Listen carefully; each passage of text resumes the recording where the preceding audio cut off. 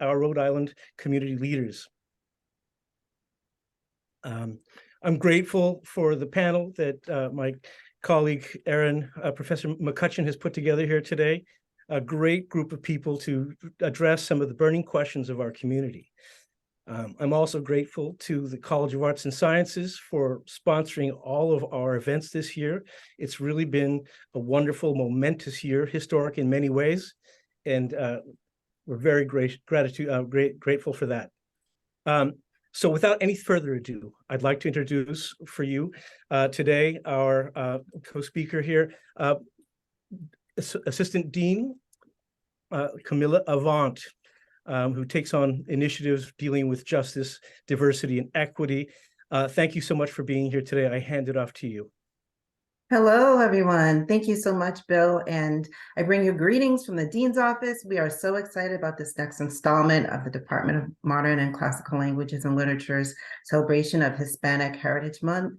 But most importantly, I want to recognize and thank everyone involved. We have Bill and Erin, and just really recognize the entire Hispanic Heritage Month Committee and the many collaborators for all the hard work putting together this wonderful event and many events that we've had and continue to have throughout the month, and all that embrace the history, culture, and achievements of Hispanic and Latino Americans. So I'm so looking forward to the discussion this evening from our talented panel of creators and cultivators of Latino art. And the Dean's Office and the College of Arts and Science has been excited to also have an opportunity to use this as a way to celebrate our 75th anniversary as well. So thank you very much for all of those who are attending and our gracious panel. And I'm going to pass it over now to Erin McCutcheon to take it to the next step so we can hear all these wonderful things. Thank you. Thank you, Camilla. I'm sharing my screen, so it's going to take me a second to get this up here. File. All right. Slideshow. Okay. So thank you, everybody, for being here today. Thank you so much to Bill and to all of our panelists and everything. I am Erin McCutcheon. I'm the Assistant Professor of Arts of the Americas at URI, and I'm just thankful to be surrounded by all these people. I'm especially thankful to Marta, who's going to be speaking a little bit, for helping us to kind of pull this group together. Her connections were really, really helpful in sort of getting this diverse group of, I like that term, creators and cultivators of Latinx art and culture in general here with us today. So I'm just going to kind of lead us into the scope of this panel a bit. And then also I just want to let everybody who's in here know we are very much welcoming your questions. This is meant to be a kind of discussion amongst the panelists, but also for you to sort of ask questions. So as you listen to what we have to say, please write your questions in the chat so that we can have a little bit of discussion about those things as we go forward. And the structure of this has been sort of organized in that each of the panelists is going to give sort of a little 5-ish minutes talk about their sort of entry point into this broad topic of how Latinx culture, Latinx identities are made visible in our world today, the world around us today. And so we're all considering these kinds of different ways into this kind of conversation, whether it be, visibilities in art, poetry, performance, music, business, popular culture, television and media, all these different things. So for myself, as an art historian who focuses on histories of Latin American art predominantly, my way in was by thinking about the kind of big scope of the title of my job here, which is this, Assistant Professor of Arts of the Americas. And so it's my job to teach about that like really, really vast region that includes where we are today in the United States of America. And that includes teaching a class called American Art. So I offer that class. It's been on the books here for a number of years at URI. And so when I was sort of putting things together, I was like, okay, so when you think about American art, that kind of term American art, these are some of the images that probably come most to mind, top to mind for folks in here who are students, or even folks that aren't students right in here. When I was preparing this presentation, I just did a Google search of American art history. This is from yesterday. And these are the top 3 kind of lines from Google Images that tell you what is American art history. And you might notice as we look at all of these images in here, these are all images that were made by white men in the first case, and then also images predominantly of white people in the United States. And it's telling a particular story of American art and history, this kind of collective idea of like what American art history is. And that's not an accident that you could Google image search something like this and have these images come up. Because histories of art have generally been crafted by those in power. Museums, textbooks, classrooms, all these spaces have traditionally excluded the stories that don't fit into a dominant narrative of what American history is and encompasses, which is really messy and includes lots of voices. And what a kind of basic Google image search like this has the effect of doing is it really renders this idea that Black, Indigenous, Asian American, Latinx American artists and their histories have been invisible. They've been invisibilized from this history. But we know that that invisibility is a myth. We know that these artists have always existed. They have always made work, and they've always worked to make themselves, their identities, and their communities very visible within histories. And so the title for this panel today grew out of our conversations about what could we kind of draw together from different realms of scholarship or approaches to art making in a very broad sense of creating culture that relates to this idea of Latinx visibility. And so this term presente is this rallying cry that's rooted in histories of both Latin American and Latinx protest, used when communities have banded together throughout, histories to face off against oppression, face off against erasures that have happened in a myriad of ways over time. And when people come together to, raise their voices and really visibly declare, we're here, we're present, we matter, we are making history.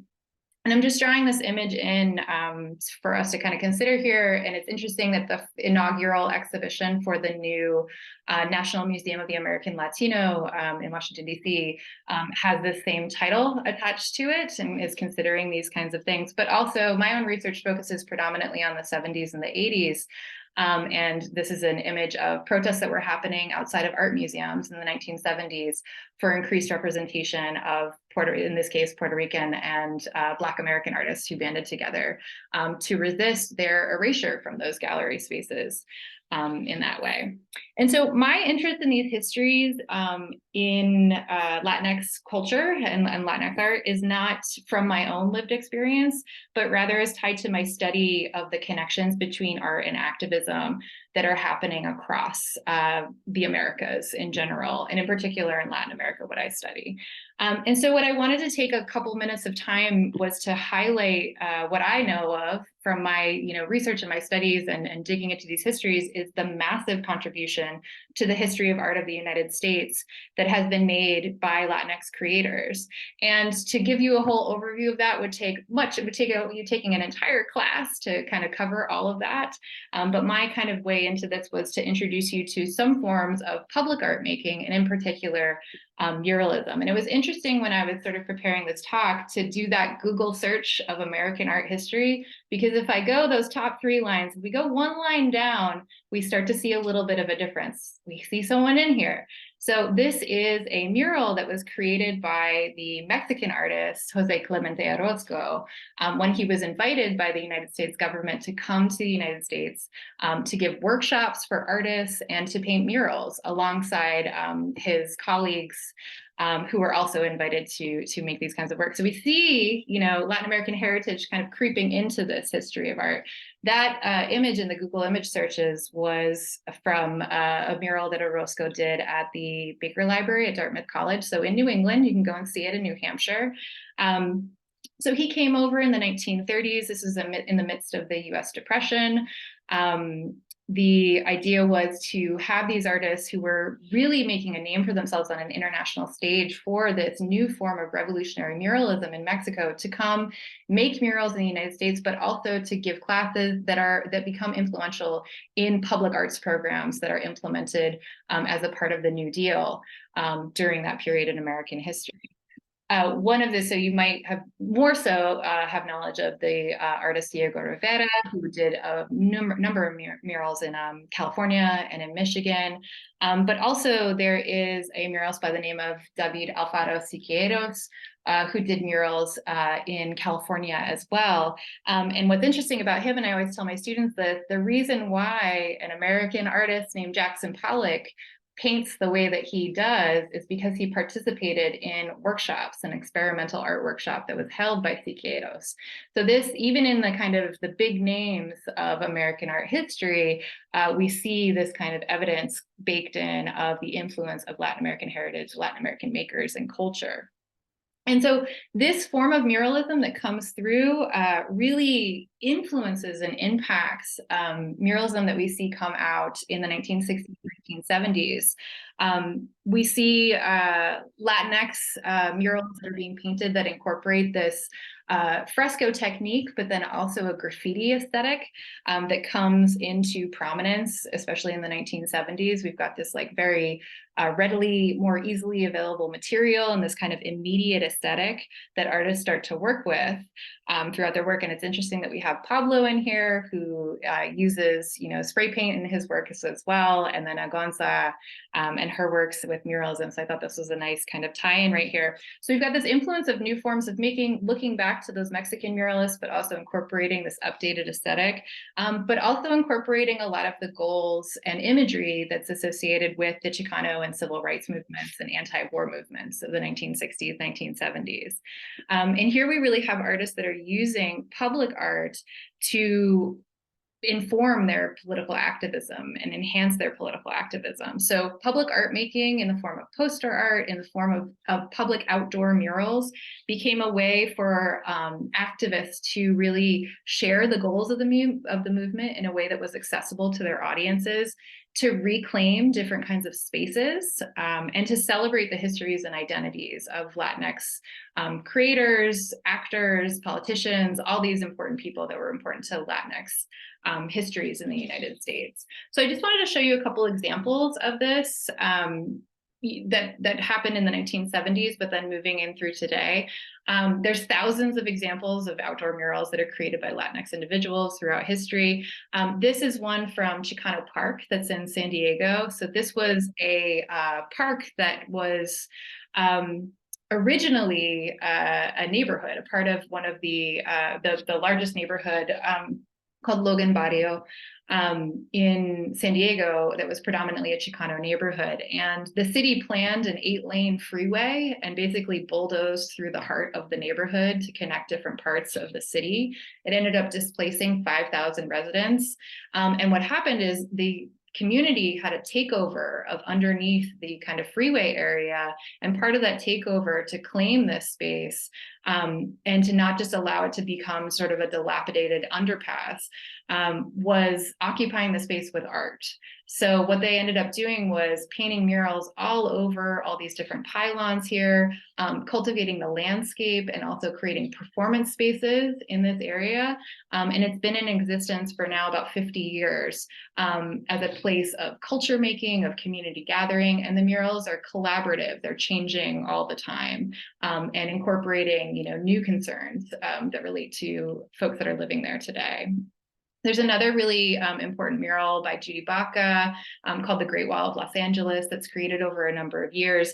And what Baca wanted to do was tell the stories of the United States in ways that reflected its diverse population, so ways that weren't being told in textbooks. And she uses murals to communicate those stories. She ends up hiring a team of young workers from different neighborhoods to help her paint those stories over the course of different summers. It takes about 6 summers to get this done. And in the end, About 400 young people helped to create these miles-long art project that's still in existence now. And it's a place where school teachers bring kids to learn these histories from those murals. So it's used as a teaching tool. And you can see how she's sort of incorporating local histories. So right here, it's the division of the neighborhoods that happened under this regime, the histories of the Zoot Suit riots. And I know, Bill, you're coordinating a documentary about this, this important history in American history, with, you know, all the entirety. It's all integrated with this bigger history of US American experience. But it's not just, I mean, 50 years ago seems like a long time ago, but this is something that obviously, I mean, you know, walking around any major city, you're going to see public art, you're going to see murals, you're going to see these kinds of forms of making.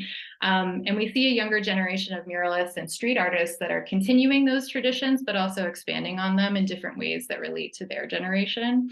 And so this is an example from New York City in East Harlem, predominantly Dominican and Puerto Rican neighborhood, where artists are trying to rescue sometimes abandoned spaces and using art as a tool that can kind of revive and revitalize those spaces. And this is these are collaborative murals that were created. There's about a dozen murals that were created with this monumental art project. And this one in particular on the right, I love this one. It's a commemorative mural of Nicolasa Moore, who's a Puerto Rican writer who grew up in New York City. Levi Ponce is credited with establishing what's known as Mural Mile in Pacoima in California. He's painted dozens of murals in this neighborhood. His father was a sign painter and a muralist who was active in the Chicano movement in the 60s and 70s. He was an immigrant from El Salvador himself. And so his son would help him paint these murals. And he had this memory when he was a kid. And so he wanted to kind of continue that tradition. He goes to this area of his neighborhood where he grew up and didn't see a lot of, you know, street art, and he went to the city to see if he could paint these murals, and they said it's illegal, you can't make any, it's considered to be vandalism. And so what he does from his art training is he paints these scenes that are from art history. So he does his Mona Lisa version of Mona Lisa in a sombrero, like he calls her ready for revolution, as a way to say, you know, you said that this was going to be, you know, street art is vandalism, but you can't say the Mona Lisa is vandalism. So they didn't take it down, and they actually ended up supporting his project, and now there's dozens of murals in this space.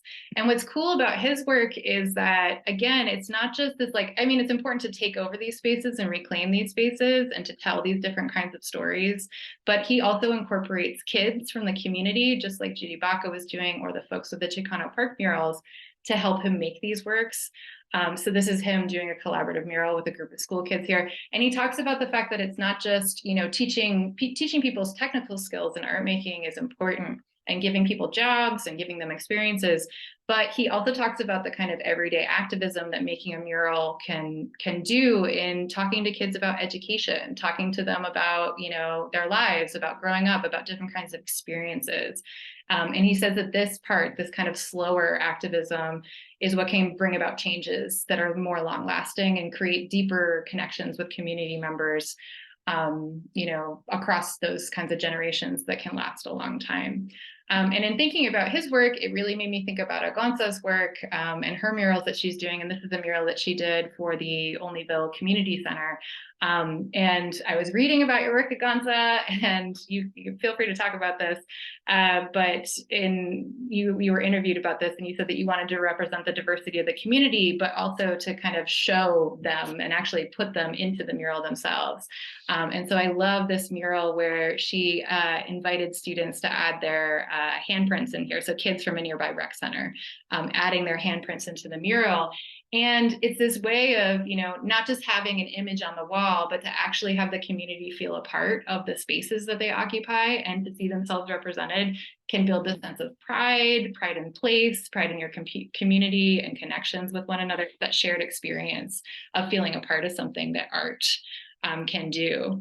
And so I probably talked for too long now, but basically I just wanted to kind of introduce this idea that artists are still, they always are, continuing the importance of visibilizing Latinx identities and histories and presences, and doing it in really monumental ways, doing it out in public, going out of the museums and out of the galleries, in a way that kind of resists those kinds of erasures and really, really declares the visible presence there, that in ways that can have really powerful impacts on communities in general.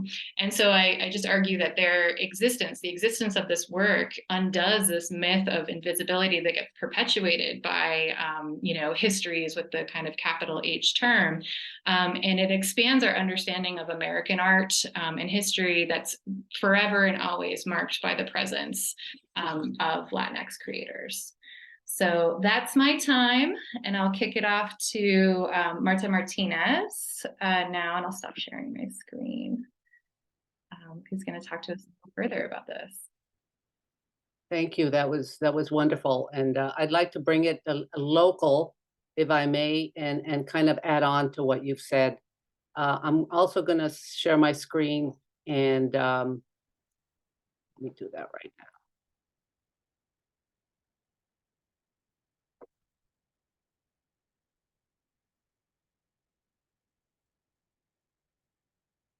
So I'm the director of Rhode Island Latino Arts, and this is what we do. We do all of this: culture, food, dance, history, oral history, theater, literature, poetry, film, music, performance, and food. So when you think about Presente, this is what we're all about.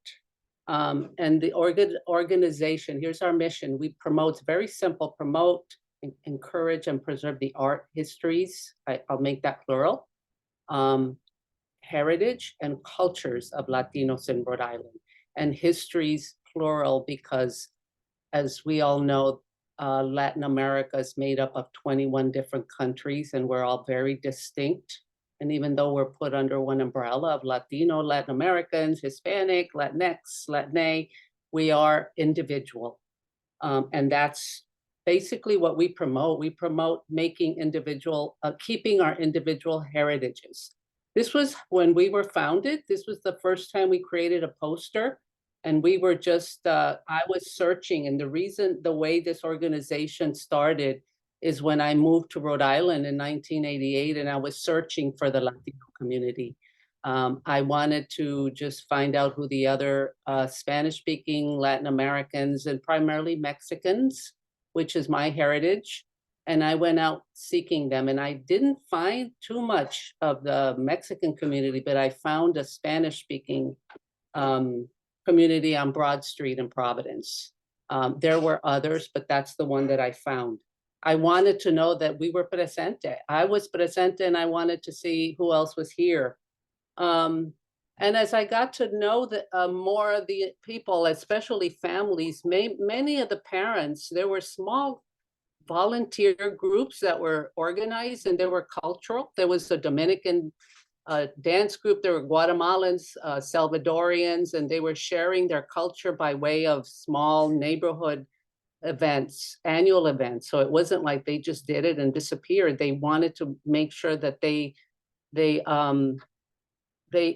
wanted others, like in their culture, the Guatemalans, others who arrived there, to know that they were here. And that was their way every year of showing anybody who was new to the community, we're here and we want you to be part of it, as well as the broader community. These are our other logos, and it's interesting, as I was putting this together, they were all black and white, not showing much Presente. And then eventually we threw in some color. We became the Hispanic Heritage Committee. That's exactly what our name was. I formed the first Hispanic Heritage Month celebration in Rhode Island. That's what was born.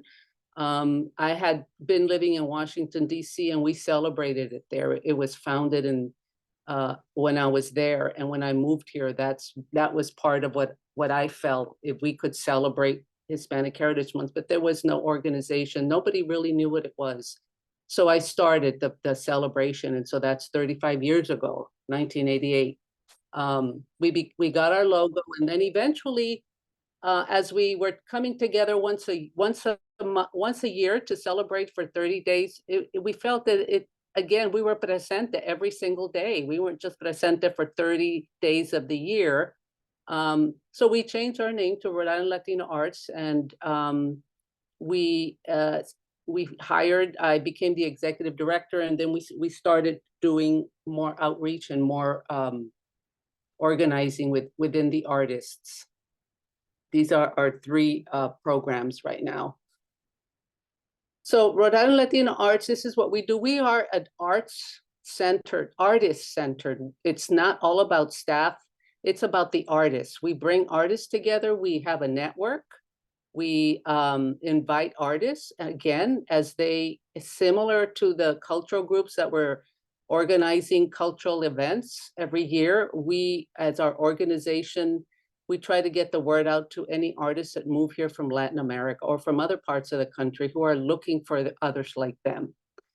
So we have formed a network, and out of that, we have a group of teaching artists, and we create fellowship. We have regular meetups. We bring all our artists together, and all of the arts that you saw listed in the first image, we bring the performing artists together with the poets, with the writers, with the musicians, with the dancers, and out of that, we get this beautiful mix of arts, what comes out of that. We promote them through our website. We have events, and we share we invite people to be listed and groups.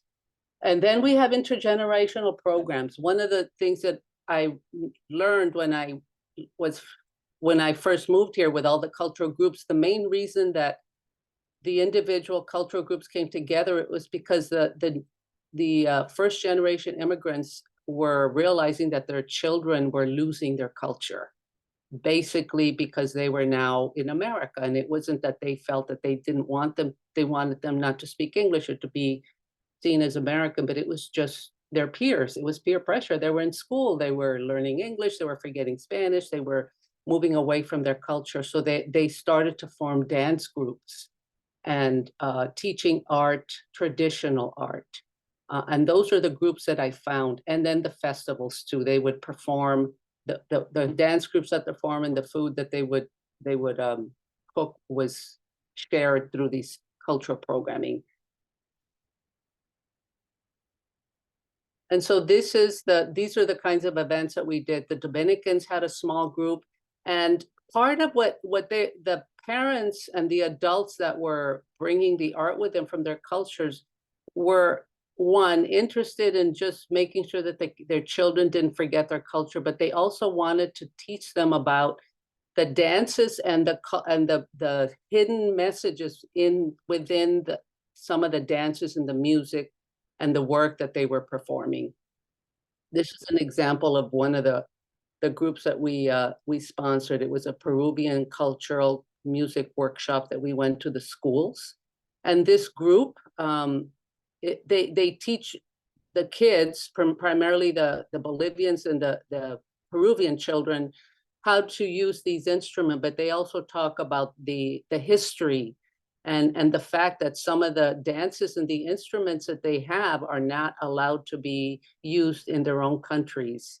And that's part of the message that they try to get to these kids, that the freedom that they have here versus the fact that they were held back in their countries if they were to use some of these instruments. This is Bomba en Plena. This is a Puerto Rican dance group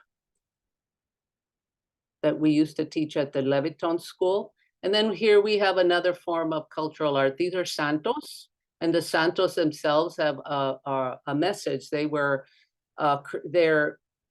images that are carved in Puerto Rico and the Dominican Republic and Cuba, and they're a form of art, of protest art. It was when the Catholic, when the countries were taken, were the Catholic, I guess a group of Catholics came through the countries and they took over, and they would not let the indigenous the indigenous people there celebrate their culture. And so this was a form of protest. They were carving some of the saints, and they were showing that they were Catholic saints, but they were also putting subtle messages in them.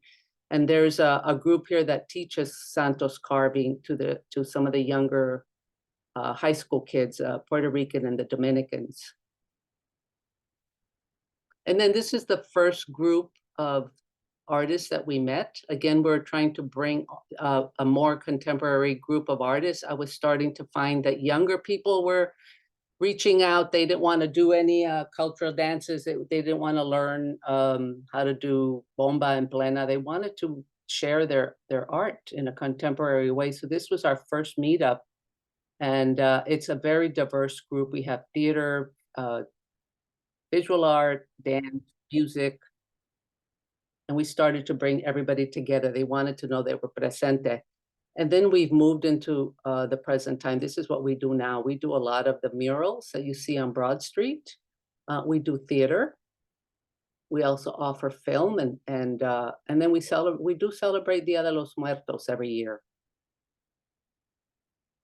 We do bachata. We have folk music, and then we do oral histories. And similar to what you just heard from Erin, the oral histories have been inspired by, the oral histories have inspired much of the art that we do, and in particular, some barrio tours that we have, that we offer on Broad Street. Broad Street, as it turns out, is the first street that I went out to when I was looking for the Latino community, and I heard Spanish speaking. And one of the things that I discovered is that it's a very Dominican focused neighborhood. And the barrio tours are a way of showing that the Latino community is presente. It brings people, it invites the community to come forward and to through their businesses. And it also invites people to come to a neighborhood that they don't normally get to visit because they're either afraid or they just never had a chance to come. But it's part of a way for us to show that the Latina community is present in the city of Providence.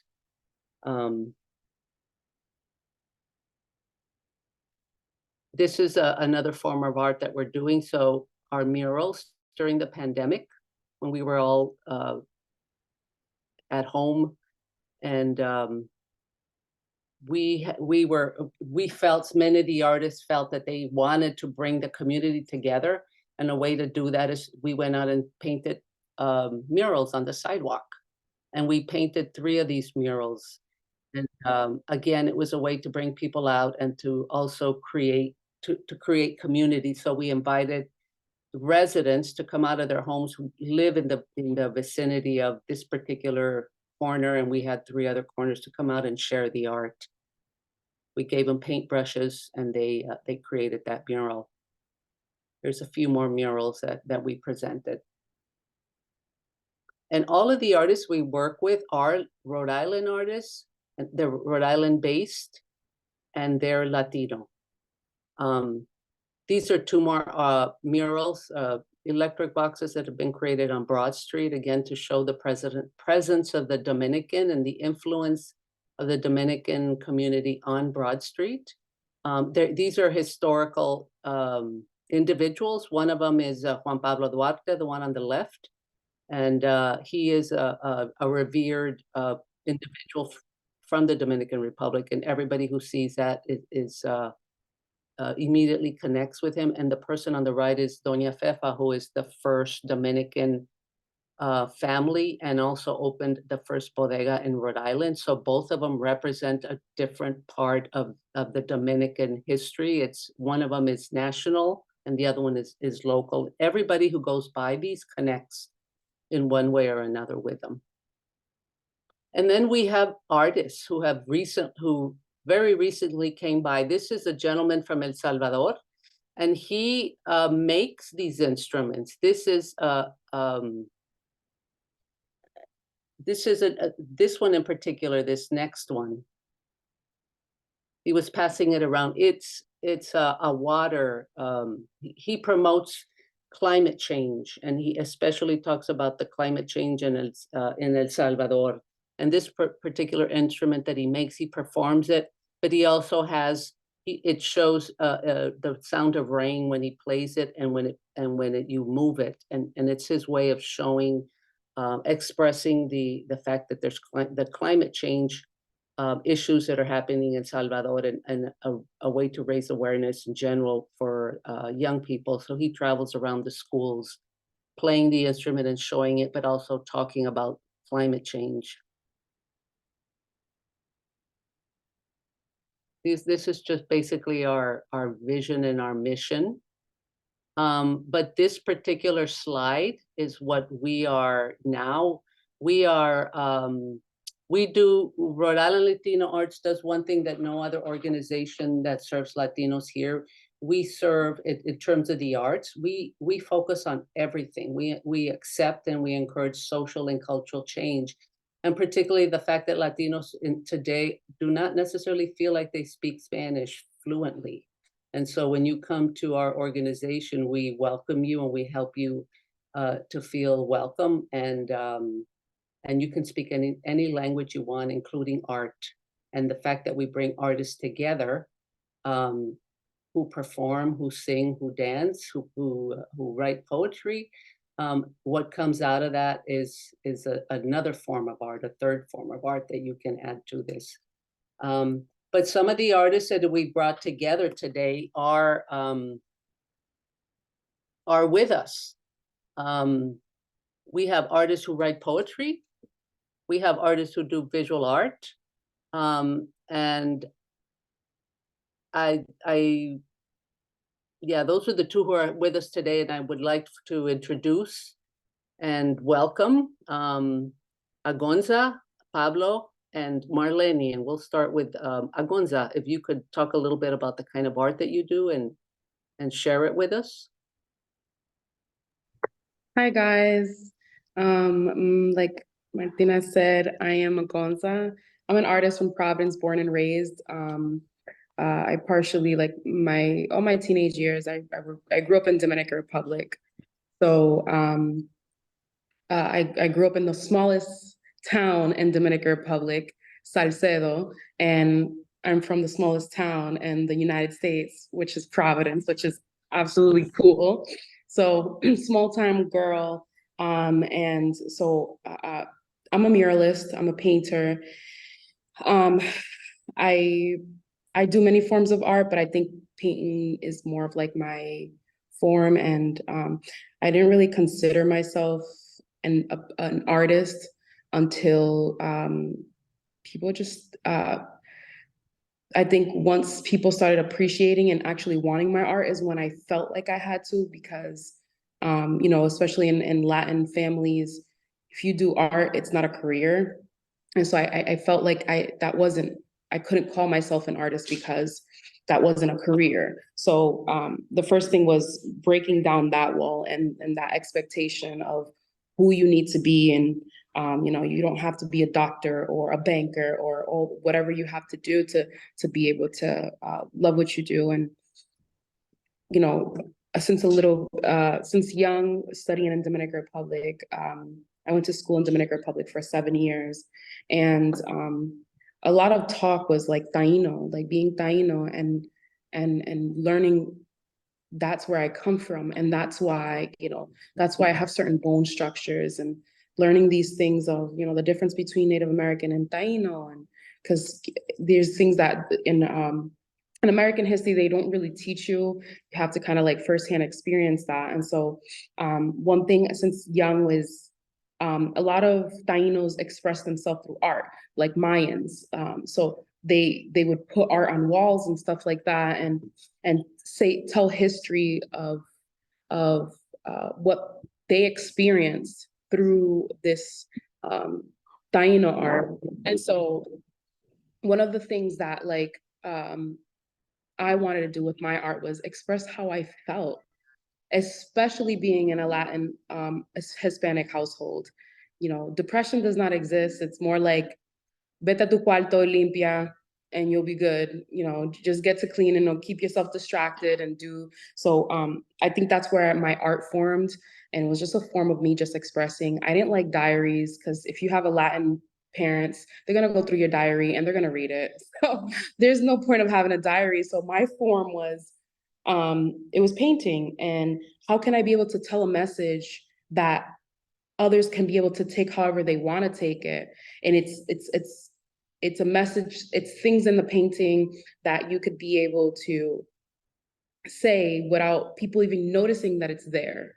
So I think that's how I started initially. I would paint these figures and I would paint these people that were plus size, and everybody looked at it as like, oh, it's a beautiful woman, but in reality, it had a message of what I wanted it to say. And I think that has a lot in Latin roots, especially in America, that a lot of our artists, like Latin techniques, were embedded from Spain and from Mexico. So I think we have like I think we kind of started that little mural and expressive art and being raw with our art and politically raw. So I think that's where my art comes from. But specifically for me, I try to just tell stories through my art that is just who I am and what my community, people that are around me, go through, or what things are happening in my area. So, I paint people that I feel like need a spotlight. I paint communities, and I try to make them like, kind of like Erin showed the mural that had the hands. I felt like, especially being a Latin artist, you could just go and paint, but what's the point if you really didn't bond? If someone can't be like, okay, yeah, she's a Latin artist, but as the kids can be like, oh no, that's my hand. And so it was the point of physically involving someone, because it makes people feel special. Sometimes, especially Latin, we don't have a voice sometimes. And especially in a Latin household, we have a tradition, you have to be very respectful for your mom and your parents. And so, your voice is definitely minimized as when you talk to your elders. And so I wanted to make sure that I could be able to teach youth, like you could speak up in your own form. And it doesn't have to be painting, it could be music or whatever the case is. And I think that's where it derived. I think it's like my art is rooted in my younger self, and be able to heal my younger self and satisfy my younger self's needs. So that's mostly my art. And it's very definitely more Dominican and Puerto Rican inspired, because I am Dominican and Puerto Rican. But I think it's my art has a lot of mental health messaging and just more like representation of what's expected in media versus what the reality is, and how not all Latinas have small waists and big hips, and not all Latinas have all straight hair, and being, it's just more of like representing Afro Latinas and being able to be proud of that. So that's what my art kind of is about. Thank you. And I'd also now like to introduce Marleny Luna, who is another one of my favorite people, but a real artist. Thank you, Marta. And el cariño es mutuo. So, like Marta said, my name is Marleny Luna. I am a poet. I am an actress as well. And what I write about is being between two worlds. And what I love about Rhode Island Latino arts is that Marta basically just gave us that place that so many of us were looking for and didn't have or didn't find. So I'm not, in my case, I came to the States when I was 11 from the Dominican Republic as well. However, I just don't write about being Dominican, because I think being Latino, being between two languages, it doesn't matter where you're from. So for example, we're not either Mexican enough or Puerto Rican enough or Dominican enough when we're there, but we're also not American enough when we're here. So I need to know about el acento, la tilde, la ñ, but I also got to know about the silent letters. I also got to know about the tha and the sh being a ch, and the ch being a ch, and the th sometimes not even sounding like a th. But so it's all of those. It's being between two languages. It's living in that gray area. It's giving the voice of the Spanglish that so many times so many of us been told that that's not even a language, right? But in my case, I do express myself in between two languages. So my parents, they do live in the Dominican Republic. The majority of my family lives in the Dominican Republic, but I've developed an entire life here in America, right? I went to school here. My thought process, I pray in Spanish, but my thought process is in English. So what I wanted to was to give a voice to el inmigrante, el extranjero, the one that is growing up here, but has the roots there, but one is there is not able to express themselves. But also the one that has roots here, but is living there when it's coming back, is not able to communicate themselves. So I write about being between two languages. I write about the culture shock once you come to the States. So as I'm learning theater here, as I'm learning about Shakespeare, as I'm reading sonnets, like AGONZA was saying, I didn't think of myself as an artist until I met other local artists who also was doing the same thing that I was doing. Where when I learned about spoken word, that it was a sort of poetry out loud. And I was like, wait, that's what I do. So I started doing poetry in English, but I needed to, my family didn't know what I was doing. They just thought like I was going through some issues. But once I started saying that poetry in Spanish, it started resonating with people. All right, but wait, that's exactly how I feel. That's exactly what I was trying to do. That's exactly what I was trying to say.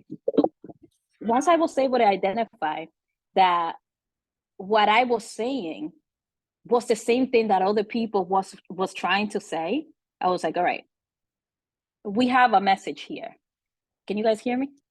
I just lost my earpads. But so that's when I started just paying attention to what I was saying, to what I was doing, to what I was writing. That's when I started taking it serious. So before being YouTube, before being like this big thing, I started putting my poetry there. And then I started just gaining that kind of attention. Like, all right, this is something that, because we all knew about spoken word before, but not in Spanish. So that's when I started putting it in the video. That's when Facebook then became open for everybody, because Facebook at some point was only for college students. So once I started putting it on Facebook as well, it started going, what at that time started being viral. So when telling my story of being between two worlds and having someone else saying, actually, that's my story, thank you for saying that. Then once I saw the power of social media, the power of speaking out loud, the power of telling our stories, I started talking about domestic violence that also affects our community so much. I started talking about being a woman in between all these different expectations when it comes to different cultures as well. So I started using the platform to just bring attention to everything else that was also happening. I also had my longs training theater. So being on stage, that definitely helped me a lot, enunciating, projecting. So I just put everything together. I read a lot in Spanish because although my vocabulary has been developed academically in English, it's very important for me to know my Spanish as well. So I continue to perform in Spanglish, I continue to perform in Spanish, I continue to write in both languages because it does exist. There's many of us that do live in that place. So thank you. Thank you. I was hoping that you would perform one of your poems, but I don't want to put you on this. I can definitely do something brief, absolutely. So one of my favorite poems, and Marta, you might know this by heart already, because it's something that one of those poems that I have performed a lot with you, but it's one of my favorite poems that I like to perform for this type of eventos, right, is La Cita en el Consulado, because the process for us Latinos is not necessarily whenever we're here, but it's just with the thought of trying to come to America. La Cita en el Consulado, or the interview at the United States Embassy, that's one of the most important days of your lives. And you knew it was important, but you really didn't understand why. El proceso, el secreto. because only very few people know about it. You'll start to practice your name and address like you never knew this information before. Mi nombre es Marleny Luna. Sí, Marleny Esperanza Luna Tifa.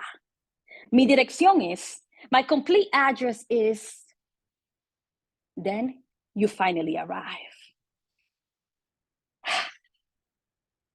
That day, the air feels different. You carry yourself different. You even feel like the traffic that morning had a very sweet melody to it as you're getting there. You get that. I'm auditioning for this role that I really, really want, but I really don't know the play feeling. That I'm graduating today, but I really don't know the last grade feeling. There is some sort of celebration for making it to this point going on in your head. All of a sudden, your hopes and dreams start getting hyper and pregnant without your permission. Your possibility thermometer explodes, and you engage in this negotiation between your thoughts and feelings to avoid forgetting or mixing this information that you're supposed to remember for this important day. You start to wrestle with an anxiety that you didn't know you had, a joy that you don't understand, and a sense of false guilt. And while all this is happening, you realize that everybody from the line that you made outside of the building to the inside is quiet, extremely quiet. Everybody gives you a nervous nod, a suspicious look, and a nervous greeting like you're making some type of funny business or an illegal transaction. But it's the nerves. We all develop an instant relationship with a look, a sisterhood and brotherhood with each other, like we just pledged the same sorority or fraternity. Within a matter of hours, we become instant cheerleaders for each other. Within a matter of hours, we start shedding tears with those that get denied, and we exchange hugs and smiles with those that make it. We treat that day like the only reason that we were born was to get that visa stamped, like some sort of accomplishment, like an exit, because it is. We all know why we're all there. We all left a vela prendida somewhere. We all said some type of prayer before. We all have some really good reasons as to why we deserve this chance. We all have waited and gone through a similar process to finally hear through the louder speaker in an American accent, of course, Luna Tifa, Marleny Esperanza. Luna Tifa, Marleny Esperanza. A la casilla 15. A la casilla 15.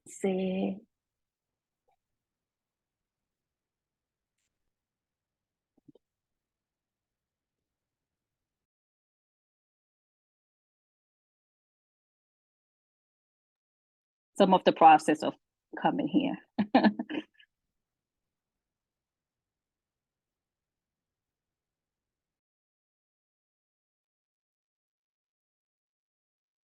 Thank you for sharing that, Marleny, on the spot too.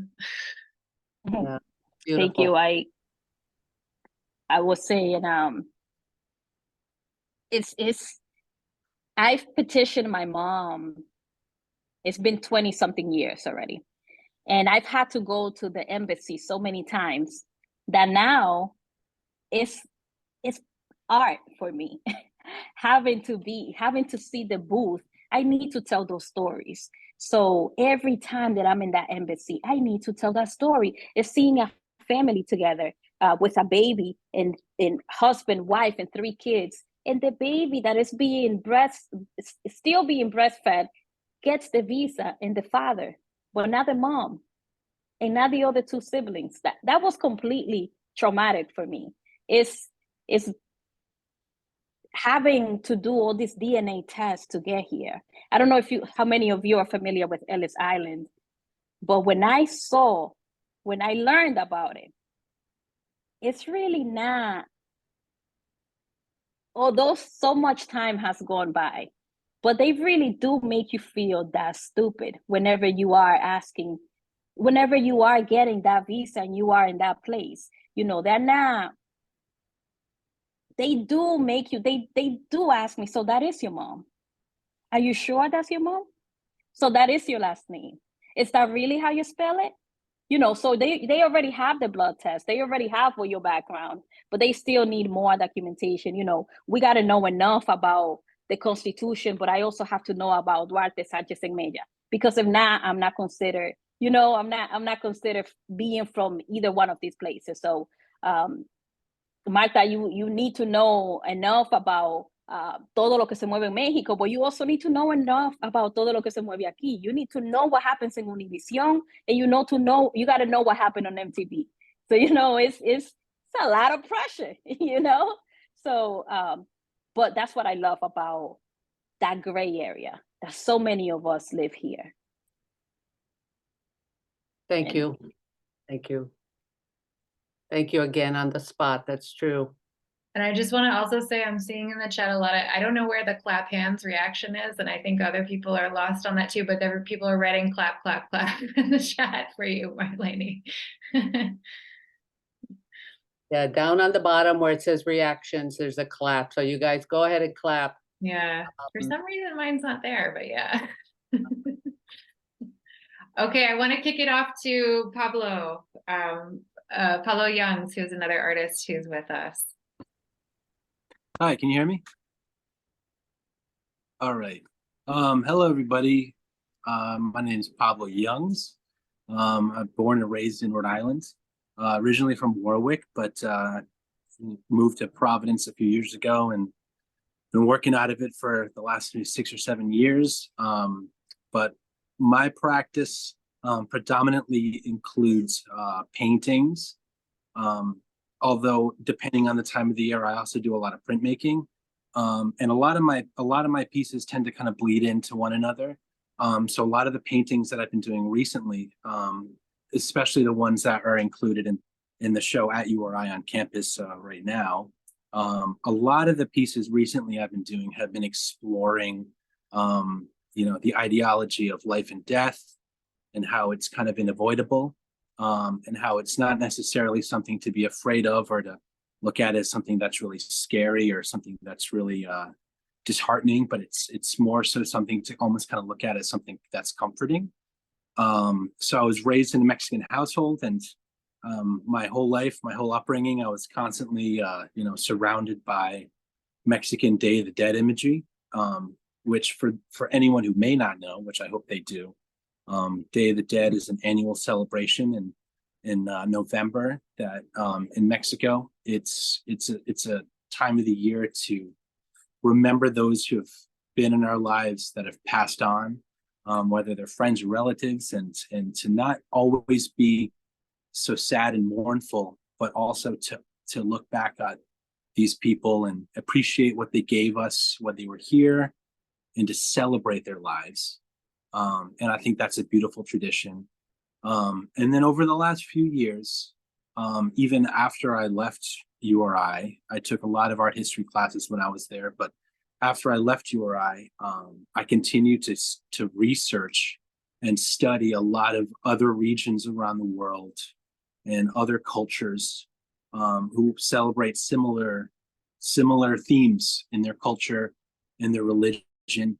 And I found, much to my surprise, that the idea that I just described for Day of the Dead and the celebration that is included, that observance is something that's celebrated in many different cultures all over the world. And the best example that I found was, in medieval German woodcuts and English woodcuts and Dutch woodcuts.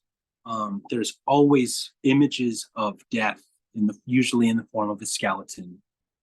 There's countless prints and countless images and books of death interacting with people in everyday instances, in everyday situations, whether it's death dancing with someone or fighting with someone, or or death farming with someone, death attending church. But the idea that death is always right here next to you almost isn't something necessarily to be afraid of, but to be comforted.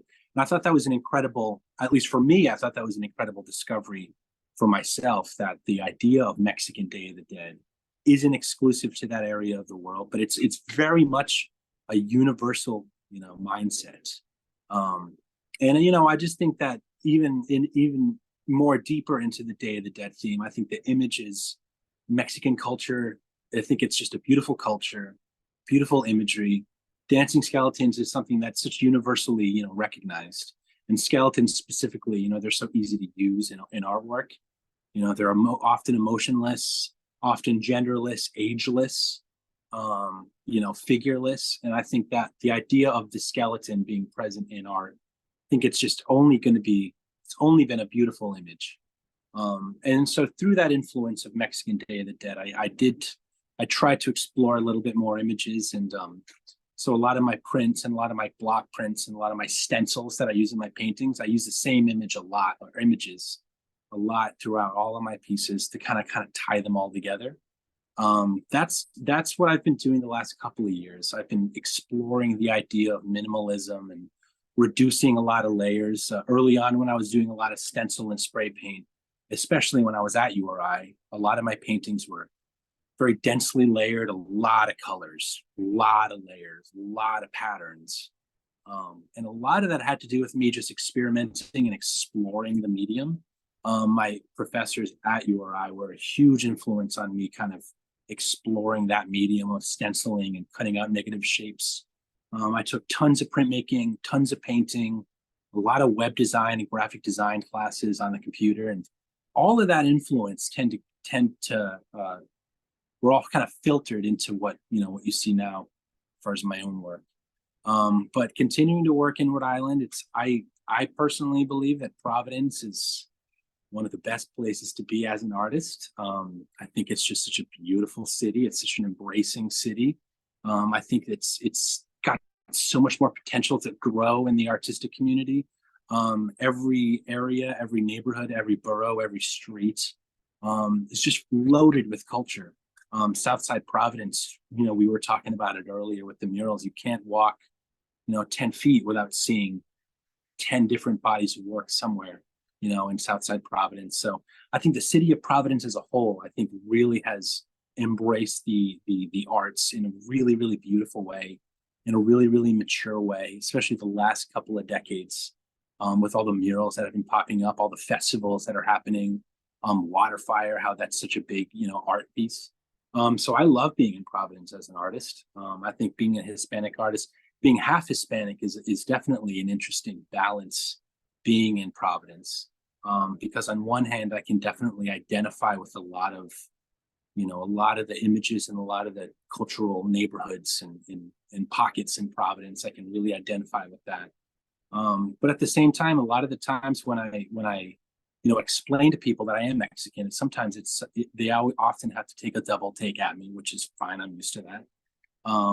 But it's definitely an interesting balance being half Mexican, trying to embrace my Mexican heritage through my artwork, while also trying to make it sort of my own without being too redundant, without painting, the same stuff over and over again that we've been seeing for decades.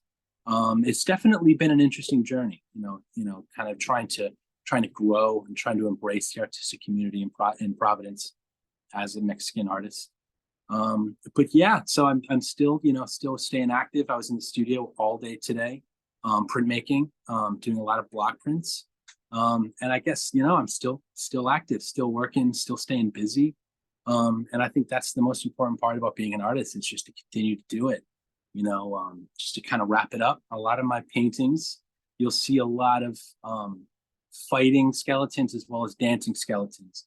I think the balance of fighting and embracing the unknown that is death, or the idea of the unknown, that whatever holds, whatever the future holds for you, I think you could either embrace that or you can try to run from that. But I think the most important part is just to kind of accept it, continue your journey, keep moving forward. And yeah, that's it. That's all I got.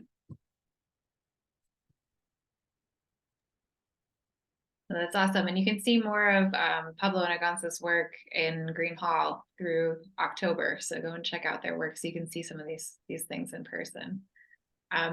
Clarisa, you were gonna share. Yeah. Okay, I'm gonna share my screen because I actually, as a graphic designer, I feel more comfortable by showing images rather than words. So I prepare this to express how Spanish for me, the Spanish language, is an asset and how it helped me in my career as professional designer. So first of all, hola a todos, hi all. My name is Clarisa Carubin, and I am of Hispanic heritage. I was born and raised in Argentina. Yes, the land of Messi and the land of tango. I got my BFA in graphic design in Mendoza, the land of the best Malbec wine in the world and the Andes Mountains. And I moved to Spain to pursue my master's and doctoral degrees in design, and I studied at the University of Barcelona. It's the land of Antoni Gaudí, the Castellers, and the Catalan language. Then I was not happy by not moving so much, so I moved to the UAE, the United Arab Emirates, and I studied there teaching in the visual arts. And that's the land of camels, the Burj Khalifa, the tallest building in the world, the magic lamps, and the fascinated Arabic culture. And then I moved to the US, and I completed my PhD here in motion graphic design from the University of Barcelona. And this is the country of the endless opportunities. I have been teaching here at URI for 6 years, and I am happy to belong to this community. And of course, I am happy also to think big. And the Spanish language is an important part of my personal and professional life. And knowing another language is always an asset. So I wanted to stress that and highlight. And over the years, I have worked for clients that needed that Spanish side that I could add to my designs and bring that another perspective to their companies.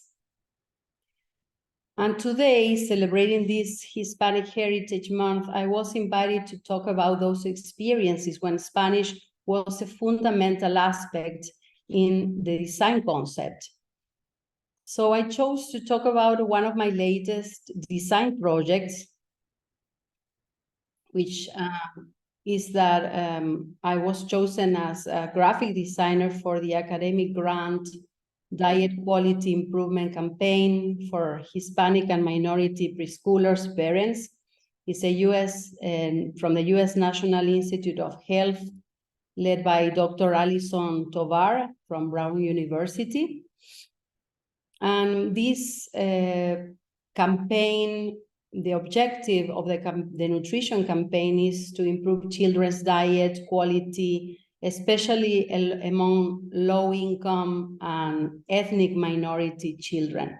And the campaign included the following phases. The first phase that started a couple of years ago was to design an identity that could be used in English and Spanish, and then to design a set of characters to illustrate the campaign. The second phase was to design a series of flyers for participation of Hispanic parents and preschoolers, and design a series of handouts to be distributed in an intervention group.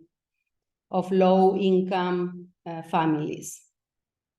The third phase, which is the newest one, the one that I was working all this summer, is to design a series of comics, of comic strips with the characters designed of phase one to be distributed in that intervention group. Let me see if I can move that.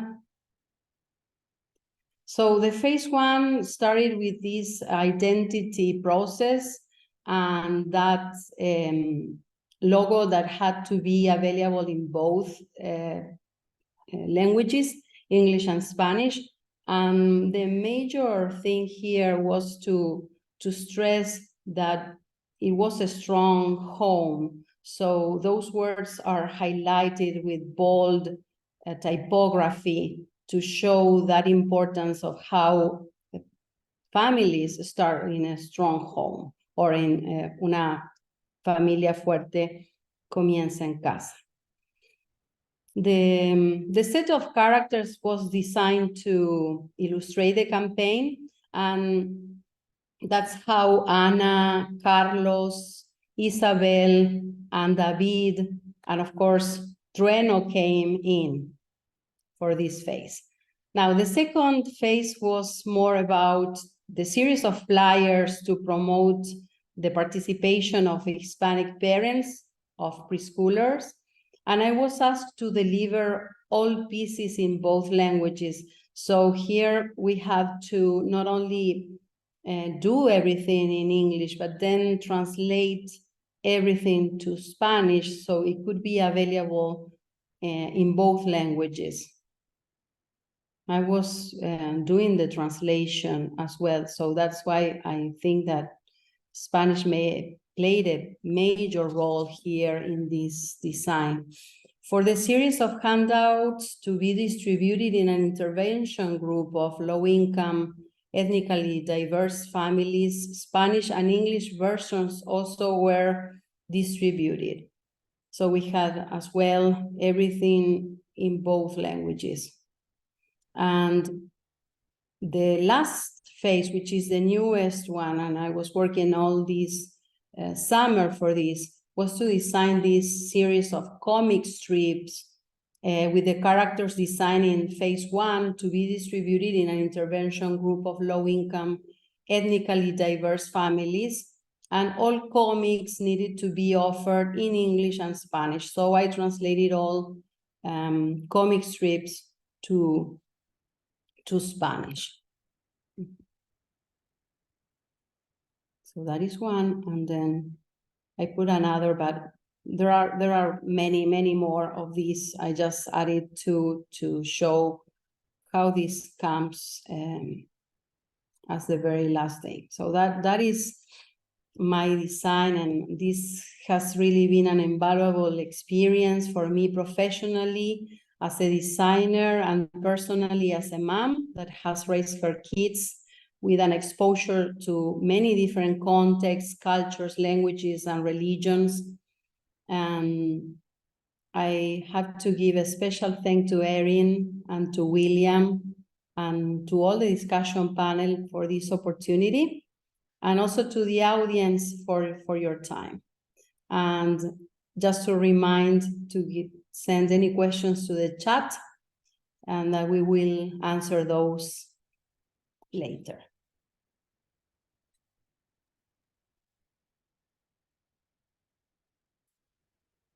Hi. Thank you very much for being here. I'm the last one to be, addressing the topic of Latinx present in the United States. I was going to try to share my screen. Oh, well, it's fine. Yeah, just to have some control over if I can try just to see if I can do that. Yeah, yay, I did it. So thank you very much for being here. I'm the last one. You probably thought that you have heard it all, and yes, probably you did. I'm going to be the last piece today.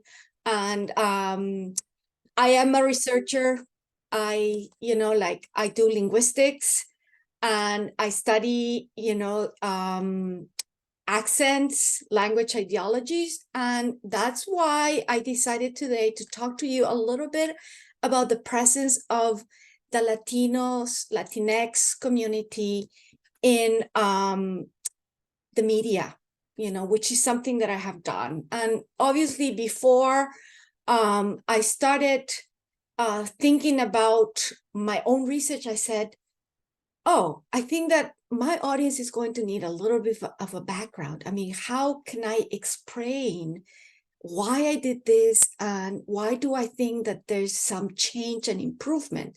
So I started studying myself a little bit about what is it that we have around us that reminds us that Latinx or the Latinx community is present in the media. Obviously, we have heard from, artists like AGONZA and Pablo, and I'm so happy that you're here and you have shown us how, Providence is embracing Latino art too. And obviously Marta Martínez showing us also that there is an organization that, embraces people and they have a place too. And, you're promoting this.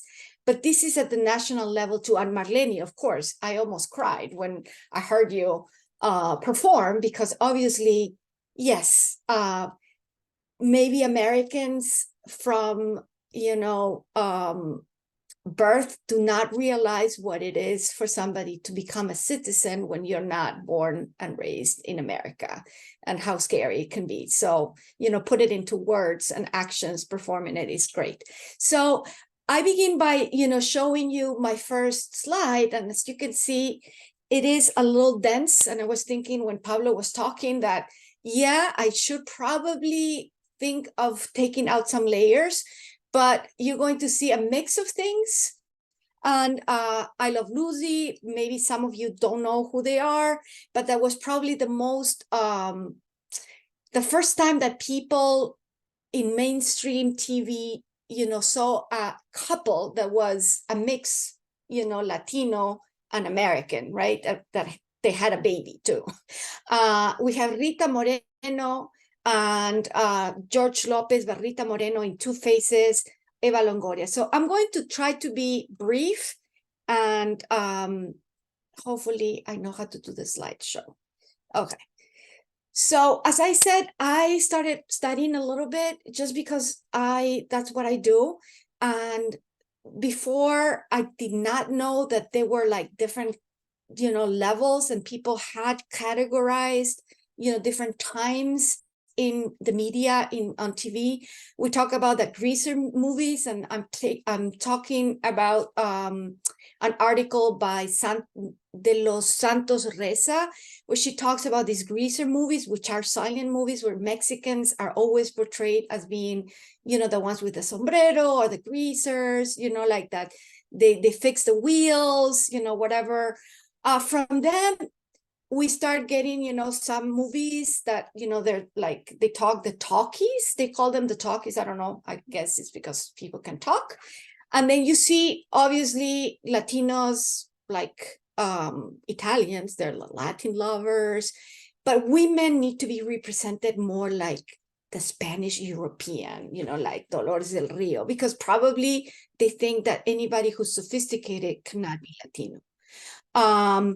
Natalie Wood was the one that played Maria, on, the love story about a Puerto Rican, so that was not exactly what we would expect nowadays. And in the 1960s, we have a little bit of a different point of view, and we have seen some of the murals that Erin showed us, with the Mexican Americans, protesting, saying we're here, and, using some of the Mexican heritage. And obviously, Zoot Zoot, that we're going to be watching, hopefully, if you attend La Bamba, Para Bailar La Bamba. I mean, everybody knows that song, even Americans. And Rosie Perez, who's very famous now, and she plays mayor roles. But at that point, you know, it was one of the first Puerto Ricans. Obviously, Puerto Ricans are Americans, but of Latino descent in movies like White Men Can Jump. I'm just referring to what I learned from Santos Reza. And then one of the most powerful women in the United States now also has a different kind of look, which is Jennifer Lopez. And De Los Santos Reza calls her the crossover because she's powerful, she's there, she wants to be Latino. Her English is more dominant than her Spanish, and that's one of the things we're going to see on TV too. I just want to jump, and it's a little bit of an oversimplification, but obviously we see all this background and how things have moving along, you know, from the people that were represented into the stereotypes of the Mexicans with the sombrero and the mustache. And then we do see other people appearing on screen. And I'm not going to generalize and say that everything is good or bad. And we do have Latinx women that are very powerful, like Sofia Vergara, but probably for Latinx feminists is not the best, you know? And she might not even look like a lot of the Latinx people that we have around us. I just want to say that from this background that I gave you, this is probably the background for my research. I'm a linguist. I study language. I study accents. We all have accents, but when we think of accents, we think of an accent of somebody that has another language, like, you know, like it's your second language, but we all do. So one of the books that really probably was the most powerful readings that I did when I was doing my PhD was a book by a linguist that calls English with an Accent. And it's Rosina Lippi Green that does this study about how in Disney movies, all of the bad characters have an accent. And, you know, she proves the fact that in order to be non-American and invasive, you know, you have to have this accent. And from then on, I started, you know, working on humor and accents. And I was interested also on, you know, humor for other reasons, which I will not talk about today. But anyways, I decided to, you know, like heard about Jane the Virgin. They said that Jane the Virgin maybe was a different kind of dramedy, that it was more in line with feminists. And I decided to study and to try to prove whether or not ethnicity and accent was a source of humor, but a humor that subordinates and not embraces culture, right? So laughing about instead of laughing with. And that's how I started, you know, analyzing Jane the Virgin. I don't know if you have watched the show. If you haven't, I recommend it. And it's a show about 3 women, and the main character, Jane, she is inseminated artificially. So she's a virgin, but she has a boy. And, you know, it makes fun of telenovelas, etc. So I'm going to go to the point to say that one of the beautiful things about Jane for me was that Jane was portrayed or was normalized as an American. You know, like Americans are from different backgrounds, and one background can be Latinx. And Jane has parents that are, you know, Latinx, but she's also American. So she sounds American. She speaks 2 languages. She's dominant in English, and she's really conceived as strong, independent, very social, smart. She's doing a PhD. She's writing, and Jane the Virgin is the story of her book. So it's a love story that is portrayed on TV. You know, she's funny, she's witty, and hey, she's just American. And she is also thought to be beautiful because being Latina is also a beautiful, way of any human being. We have another, I'm talking only about the women, Xiomara, the mother. She's predominantly dominant in English, but she speaks perfect Spanish and she can sing and dance to Spanish music. She's a sexy stereotype, but then she also endures cancer, and she's also has a head over her shoulders. She is not sleeping around like you would think. I mean, the stereotype of the sexy lady, very talented, and we learn a lot about her. And then Alba, yes, it's a way of inserting the third generation, the one that is dominant in Spanish, which really represents reality. She's sophisticated, she's smart, she's strong. She was undocumented and she got her papers. And yes, you know what? She evolved. She's Catholic. She wanted Jane to be a virgin when she gets to, when she marries. But we learned that she wasn't, a virgin when she got married, and that she's accepting of, people and choices. And one important thing, she's a carrier of tradition. Like Marta was saying, so many parents want their children to speak the language and learn, like the dances and all that. So yes, and just like Clarisa also said, Spanish is an asset. You can communicate in different languages, and she can communicate with other people and give them the force. She goes for, the march against ICE, taking undocumented workers. But anyways, I don't know if I have contributed too much to the panel. Probably the way to wrap it up for me is I see that the images of Latinx were very stereotypical at first. People did not have choices on how to be represented. People were not being hired because they were too ethnic at some point. And some of the people that I read about indicated that themselves. So anyways, thank you so very much for listening to me. It was a long panel, but I appreciated all of the other panelists. I learned very much from everybody else. And I hope that at least I have given you a point of hope, meaning that, yes, we're more presente, we're more represented in the media. Thank you. Thank you, Susana. I would just click unshare as well. Oh, thank you. Not good at this. Yeah.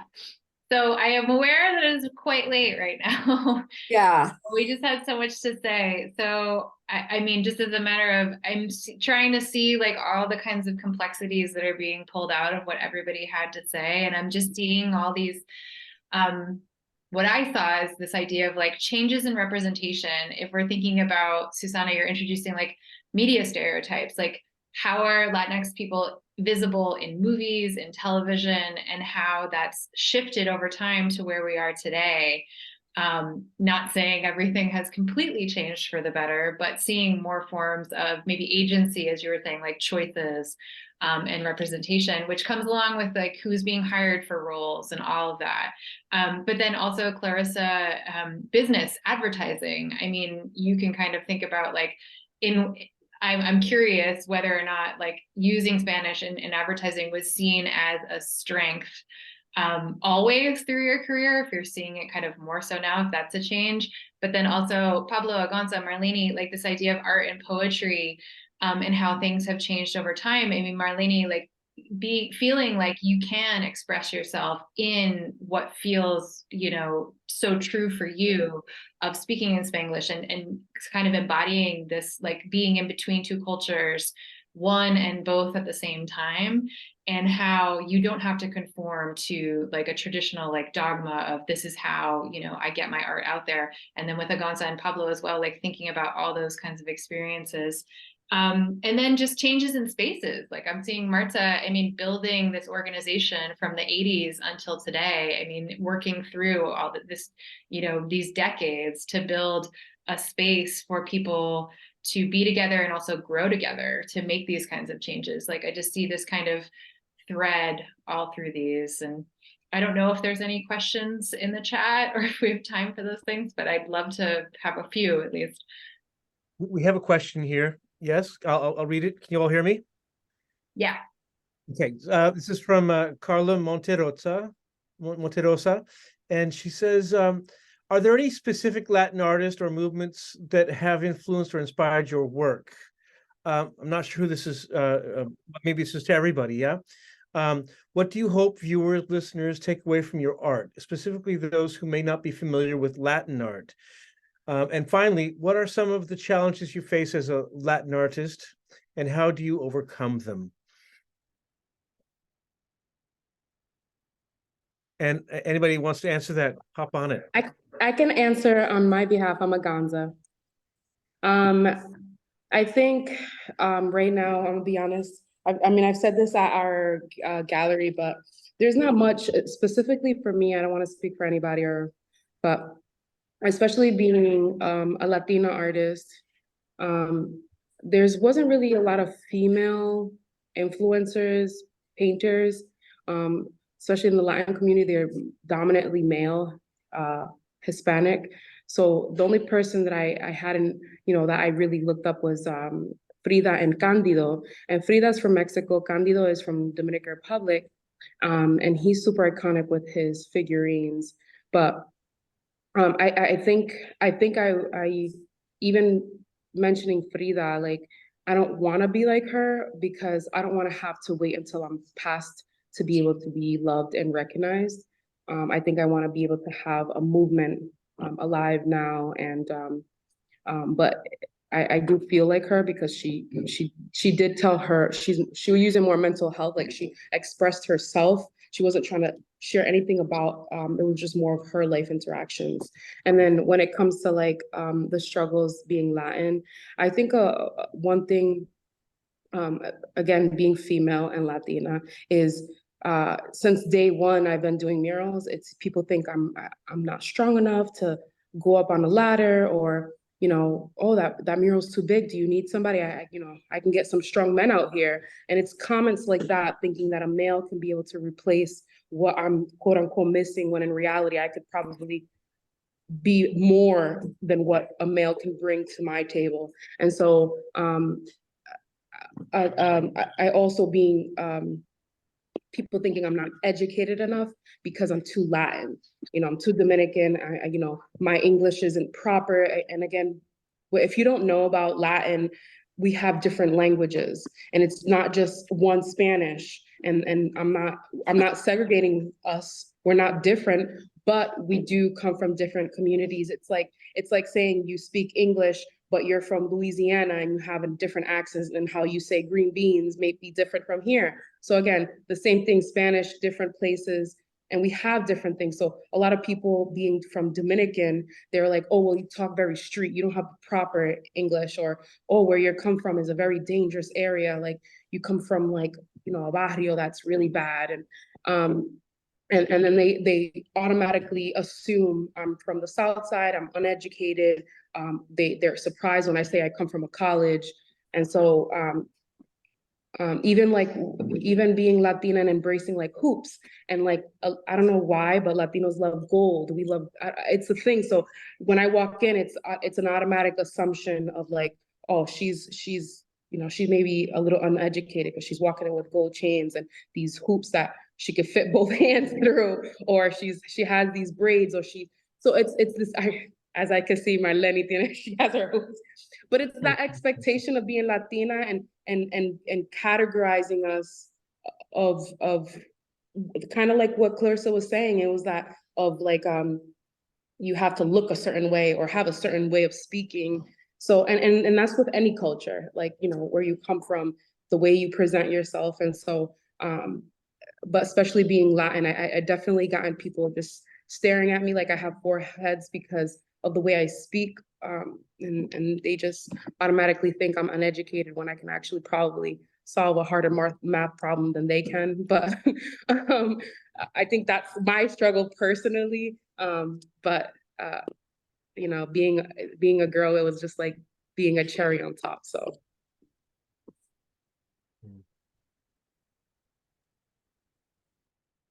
Are there any other questions out there? I can answer.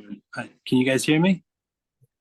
Yeah. I mean, the first thing that came to mind when I heard that question, like what inspires us and what is it like to be, that pretty much sums up the entire point of this panel, I think. But first thing that came to mind for me, as far as a specific artist, his name is Jose Guadalupe Posada, who's, I mean, in my opinion, he's like the premier Mexican block printer. Everybody would recognize his work if you saw it. Jose Guadalupe Posada. He did the, you know, the Espolón bottle with all the Mexican calaveras. That's his art. He's the best. And if it doesn't take a genius to see my work and think, oh yeah, well, skeletons, block printing. He's specifically Latino artist. He's probably one of my biggest influences. He's a legend. He's a legend. Late 19th century. I think he died in like the 1910s. So if nobody knows who that is, look that up. Jose Posada. He's the best. For me, That's him. Oh, sorry. That's a great thing. Like Erin, like we were sharing at the beginning, Sor Inés is a writer. She was a nun, and she was I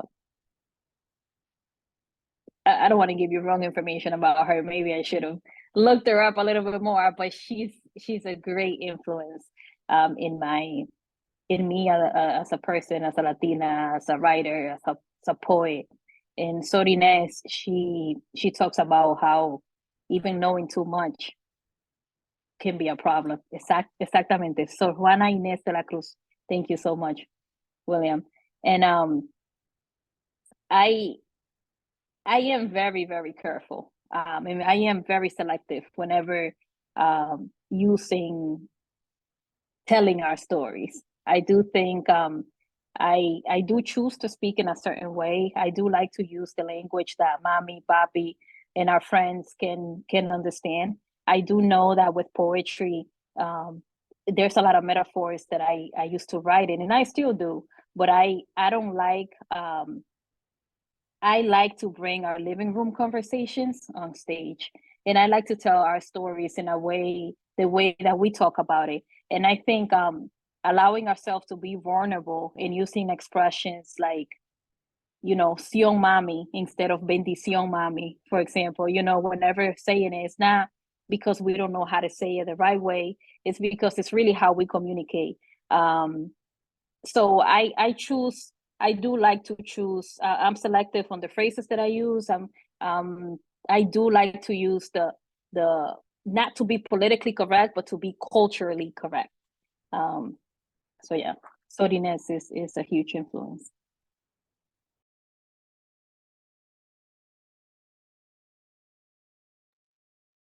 I don't know if anybody else has any other questions for anybody while we're here.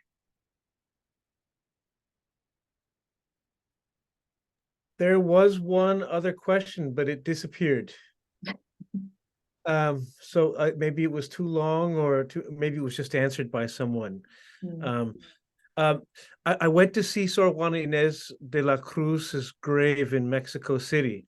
She was in the Order of San Jerónimo there, and they buried her underneath one of the crypts in the what is now El Instituto de Sor Juana Inés de la Cruz, and it's a dance studio now. So literally, they dance on her grave every day. So an interesting little bit of story there.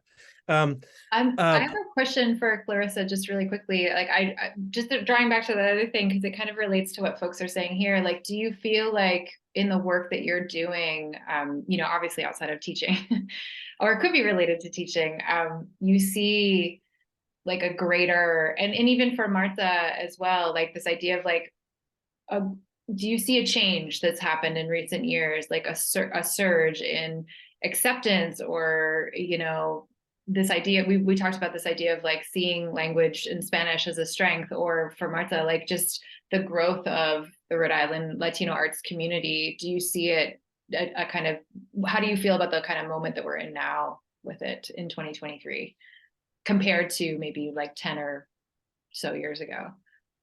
Oh my God, I could I answer that? That's like, yeah, please do. Anybody. I've been living off.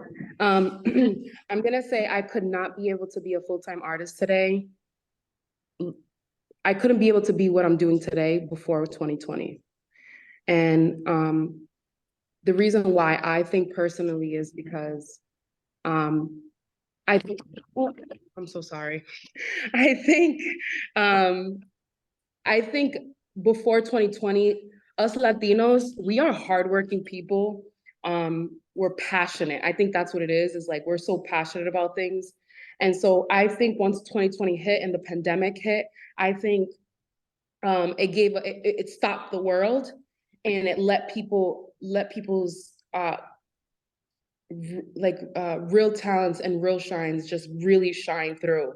And that's when I think it kind of shook the whole, not even United States, but the whole world, and letting people, the BIPOC community, and not just Latinos, but the whole community now be like, I don't have to, you know what I mean? Like, I don't have to praise you because I'm not working no more. Now I have time to invest and show you what I really have to bring to the world, because I'm not, I'm not stuck behind this clock that the American dream has put me into. So now I can be able to step back and be like, this is what I do. And if you don't like it or not, now I can actually stand up because I have the time to be able to do that. And I could be able to share that.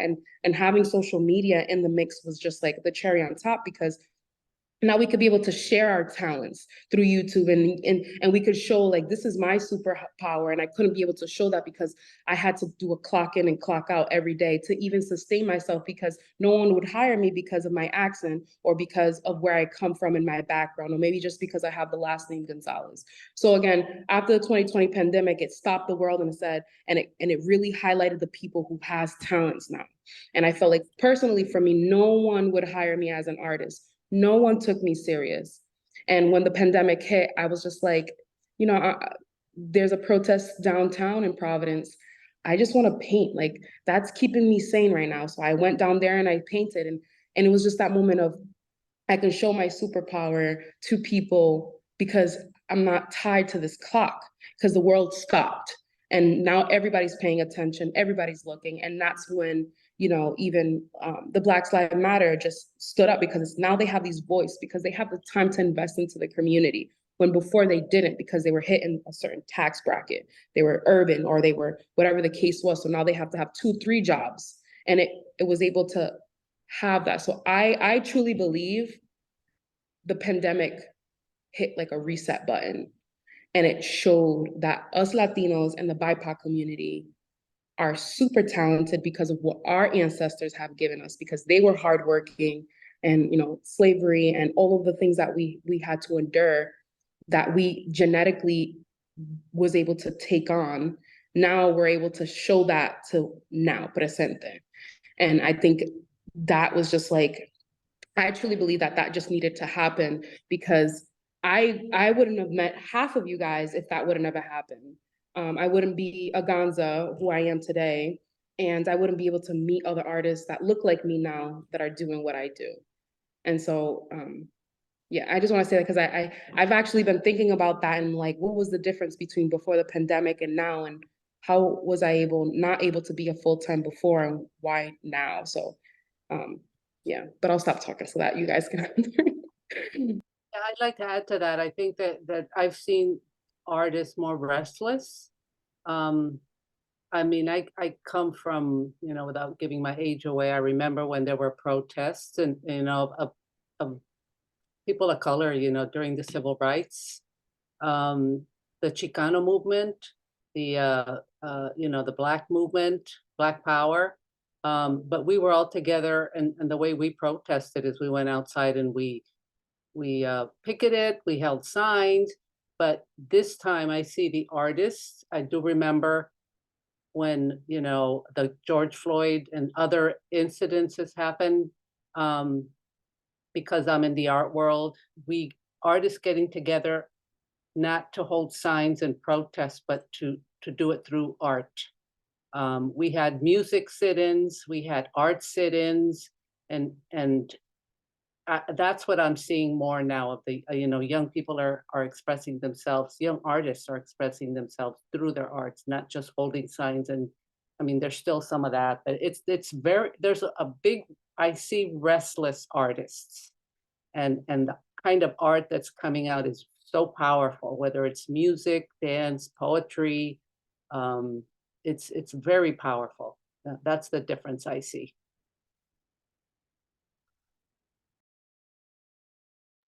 And I don't know if Clarisa, like if that is meaningful for you at all. I mean, obviously it's from a business mindset, but I find that to be really important of, you know, changes in advertising and jobs that are coming to you. And I wonder if before, you know, that was something, you know, thinking about your Spanish language and having it be seen as, like we talked about it, as like a stigma, you know, and then now it's, you know, maybe sought after.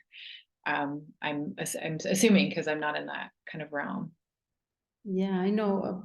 The thing is that I haven't been only living here in the US, so honestly, if I have to remember, it has been always been different for me. When I moved to Spain, probably I just had friends and colleagues that weren't from Argentina. When I moved to the United Arab Emirates, I was the only one speaking Spanish. And so I just started to embrace that idea, and I stopped just thinking or comparing those things. So I should really think about that question. But in general, I always thought that, okay, I embrace this. This is different. This is me. This is what I can offer. If you are looking for something different, there are plenty of possibilities. So it's okay. It's fine. I would like to add, I don't know, I cannot remember the name of, it's a Chicano theater movie. It's a politician that needs a Hispanic for their campaign, and he goes to a museum to choose a Hispanic person. But and then they have someone like dressed as a mariachi, they have someone last name Jaramillo, but then they let them know that in order to make it to that particular conference, they have to pronounce the last name as Jaramillo.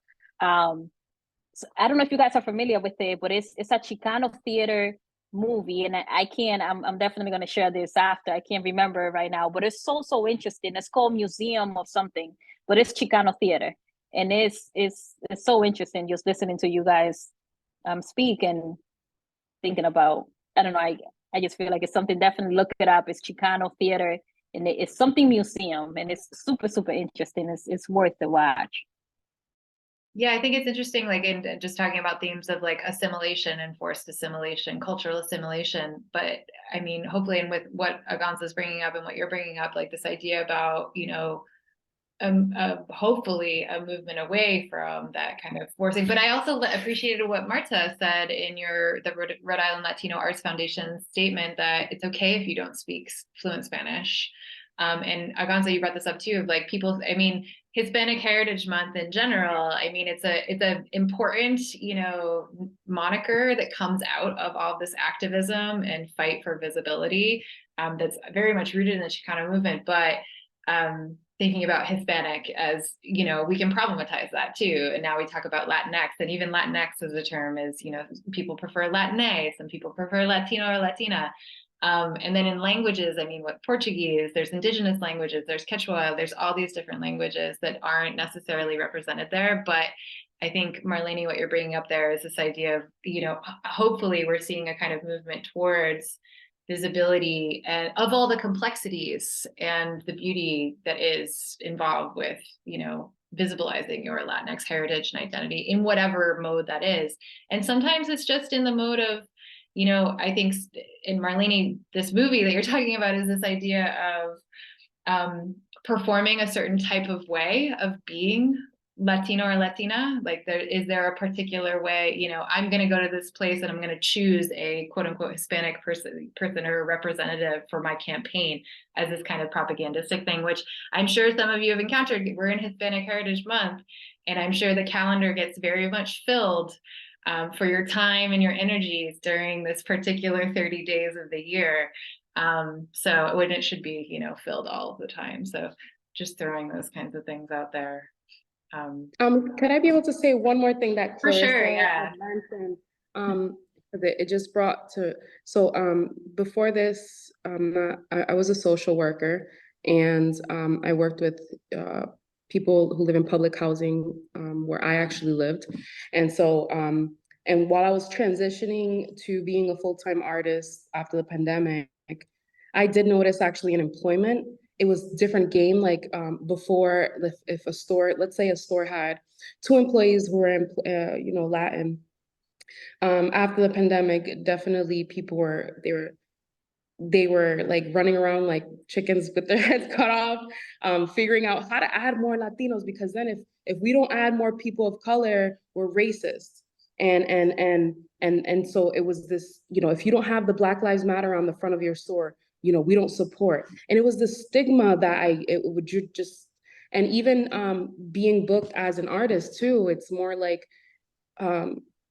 when I came from Dominican Republic, I'm like, they celebrate Latin heritage? What is this? We don't celebrate that for ourselves. What are you talking about? So, and then even now, like, you know, specifically for me, I think November, December, and February are like Dominican for me, because that's when we have Noche Buena and we have the Carnaval. So that was, so it's like Dia de la Muerte. You see it more celebrated in America than versus over there. But now that the world is changing, everybody wants to be involved. Everybody wants to have this, and it's become like a trending fashion. And I don't, that's why I've caught myself a lot, especially in my growth of my career, is definitely being like the golden child, where people use me to say, oh, well, we hired a Latin artist, so, you know, she does this, or whatever the case is. And it drives me absolutely insane, because I could even walk in a room and you know, and I'm not going to say names, but I've definitely been, I'm currently on a board where I'm the only Latin and the only person of color, period, and the youngest person who represents a school that I was a part of. And they, you know, when it comes to race or anything like that, they all 12 of them just turn their head to me. Like, I can answer for every single Latin person. And that drives me absolutely insane, because now I can't speak for I can't speak for Marleny. I can't speak for Pablo. I can't speak for Clarissa. I can speak on myself and what I experienced. So again, the world is changing, but as artists, we're using our platform of, you know, them trying to use us as a golden child and be like, listen, we're not all the same. And being able to show that to people and use our platform the right way, because I think that's also another thing that our past artists that are so-called famous, like Frida and stuff, she had to go by a rule just to even be seen. You know, she had to be that visually appealing for the American industry, as to now we're more unapologetically Latino in the American industry, which is really cool and I love. So, but I just wanted to add that because that's great. I just wanted to add one thing that kind of goes along with that. Luis Valdez was the right-hand man, the propagandist for Cesar Chavez in the Chicano movement back in the 60s. He created the Campesino, or the Teatro Campesino, right? They went around everywhere organizing to get people to work together, right? He came up with this play called the Zoot Suit, and he took it to New York. And as soon as he did that, the Chicano movement turned on him. And it's one of those rare moments in history when you know, you make it into the Big Apple, or you make it into Hollywood, or that sort of thing, and people suddenly like they turn you off. And what's really important to me, I think, is that we have more interventions throughout the year of this variety, and that we support and lift each other up. Yeah, I think that's so important, like this idea of visibility and representation and Marta, you said this before, it's not always the fun, you know, colorful, we're gonna dance and, you know, have a party and eat this particular kind of food. It's messy. There's histories of violence, but there's also histories of joy. Like, it's complex. It's so many different places, and it's all important, and it's this rich tapestry. And trying to find those moments of like meaningful representation where you don't feel like, AGONZA, what you're saying, like I'm just sort of sitting here as a stand-in for whatever these people think a Latina is, you know, and my perspective on things. Like trying to find places like what Marta has cultivated with Rhode Island Latino arts, where it's like from, you know, a real space of truth and honesty and acknowledging all that great complexity, I think is really beautiful about being in Rhode Island, that there is a space for that. But I know it's very late, it's 7:30. So I don't know if we should end. Should we end? I mean, we're recording this, but okay. Yes. I will let everyone go. Thank you everybody for staying with us this whole time. Thank you so much to all of our panelists. We're gonna, I grabbed this recording and I'll put it up on the Hispanic Heritage site that Bill has constructed for us, so it'll live up there and share it with us. But thank you again, everybody, for all of your time and your generosity. Yes, thank you, thank you, thank you. Thanks, everybody.